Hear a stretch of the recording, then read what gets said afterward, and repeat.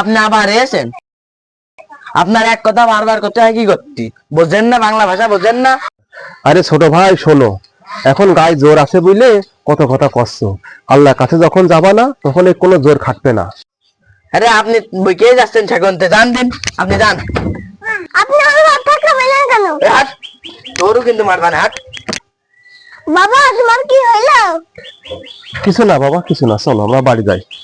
আমার জানো, আমার ইয়াসিন তো না, আমার বাবা ধাক্কা মারিল, দোকানে লেগে আমার কপাল কেটে গেল।